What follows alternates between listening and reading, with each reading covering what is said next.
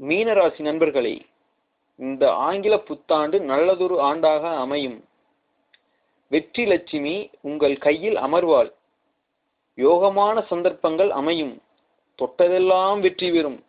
தனஸ்தானத்தில் கேது இருந்தாலும் சுகஸ்தானத்தில் குரு, சப்தமத்தில் செவ்வாய், 8ல் சனி ராகு, 10ஆம் இடத்தில் சூரியன் புதன் சந்திரன், லாபத்தில் சுக்கிரன் இருக்கிறார்கள்.